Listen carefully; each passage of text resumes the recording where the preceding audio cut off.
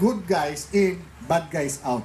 Ngayon, reported the drug users. Wala tayong batas para pigilin sila. Kasi ang katwiran, hindi naman dito ginamit yan eh.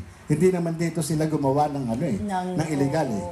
Ngayon, kagaya niya, at reported maraming fans yun, maraming iniidolo, maraming nabenta na yun. Talagang ang dami umaway po sa amin, libo-libo. Oo naman, kasi ang dami mahal namin po basher. nung... Pero ang nangyari po doon, ang nangyari po doon, kagaya niyan, ang sabi nga ng korte, wala tayong batas na talagang ano eh, magagamit laban sa kanila. Yun, ang nangyari, iniidolo po yun. pinag-post po sila. Pinag-post po sila ng ban. Pinag-cast-ban po sila ng Bureau of Immigration. Magkano po ba yung ban? 220 po.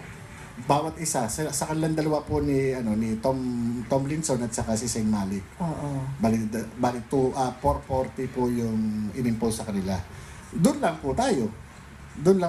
Pero tungkol dun sa, halimbawa, identified ka na drug trafficker, halimbawa, papasok ka sa Pilipinas, wala ka namang kaso na, kundi reported na naisampa dito. Kaya, walang ano. Kaya pwede kang pumasok? Pwede kang pumasok. Yun yung kulang. Yun. Ano ang magagawa natin para mapigilan talaga silang pumasok dito sa Pilipinas? Pero di ba may mga interagency tayo na kapag kami kaso doon, once na pumasok dito, pwedeng arrestuin na dito. Ang problema nga po sa atin, corruption, unang-una, no? Pagka ganyan may mga kapit, minsan Actually, kadalasan. ine-excortan pa nga eh. Yun nga. Ine-escortan pa nga. Kung sa talagang paglabas, tsaka papasok, ine-escortan Pero pa. ito naman ang tanong, ewan ko kung sino makakasagot nito, si Mr. Mag-isa or Mr. Morales, bakit nga ba ang mga Pinoy ang siyang parang paborito nito pong mga sindikatong ito? Una-una sa pera. Kasi unang-una, ito nga yung kahinaan natin, mga Pilipino. Ang Pilipino, patuloy na nangangarap na mabigyan ng magandang buhay ang kanyang pamilya. Lalo na yung nandun sa labas ng Metro Manila. Kasi ito yung mga tao na nagbebenta ng kalabaw, nagbebenta ng lupa, nagbebenta ng kahit na anong maibebenta nila. Makatugon lamang doon sa mga processing fee na ini-impose ng kung sino-sinong recruiter. Ito yan eh. Kasi sa paniniwala nila, na kapag ako nakatungtong sa Saudi, nakatungtong ako sa Malaysia, o saan man yan, mabibigyan ko na ng magandang buhay si Inay, si Itay, si Totoy, si Ining. Di po ba? Yun ang sinasamantala ng sindikato. Pero ang tanong naman po dyan, kayo po, Mr. Morales, dahil taga-PIDEA, kayo po yung, di ba, part yan, aside from the OWA, yung PIDEA yung nagkakaroon ng pre-departure orientation seminar. At itinuturo nyo yan eh.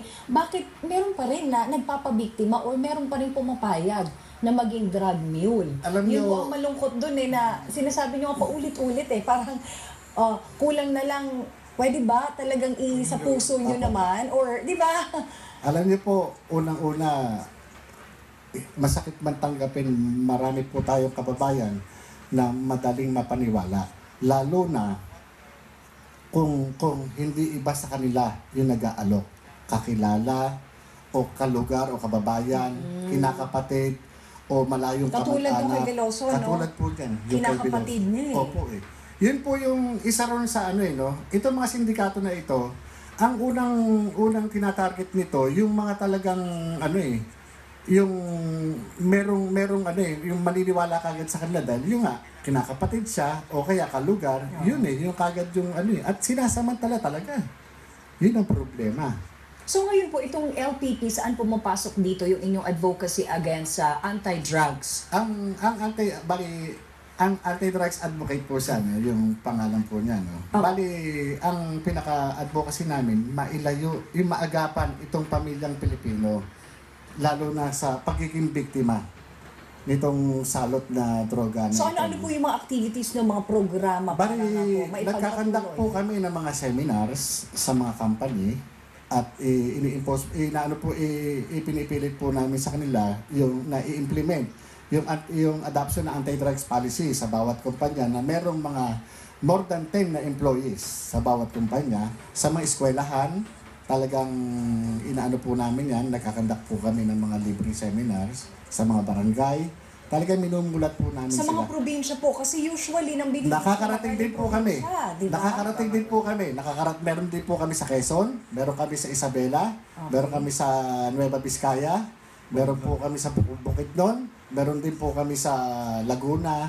At kung hanggat maaari nga, buong Pilipinas talagang pupuntahan po natin talagang para maiparating lamang sa kanila yung yung tamang impormasyon para makaiwas at huwag maging biktima nitong illegal drugs. Kumusta naman po yung pagtanggap sa inyo kapag nagkakaroon po kayo ng mga seminar, especially po sa mga probinsya, na alam naman natin sila po talaga yung yung madaling mapaniwala, sila yung madaling mabiktima.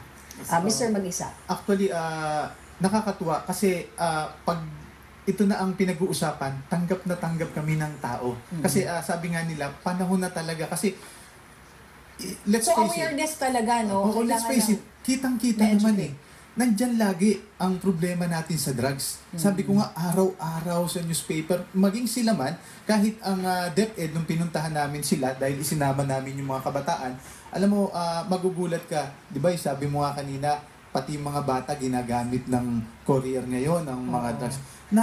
Na-i-report sa amin yan. At ang sabi nga ng mga schools principal, na hanggat maaari sana, wag lang sana ngayon. Sana idire-diretso nyo ang pagtuturo nito dito sa mga estudyante. Ngayon naman, na sinasabi nga ng ating chairman na nandun naman tayo sa mga company kasi tama yun, gusto namin i-implement yung ating batas na more than 10 employees, dapat maturuan natin sila eh. Kasi ito yung isang paraan. Actually, ang napakalaking paraan para masugpo ito ay yung kaalaman na ipaparating natin sa kanila. Dapat matuto mga bata, empleyado, lahat kung ano ang epekto nito, kung paano sila mapapasama dito sa illegal drugs. Yan yung pilit naming ipinararating simula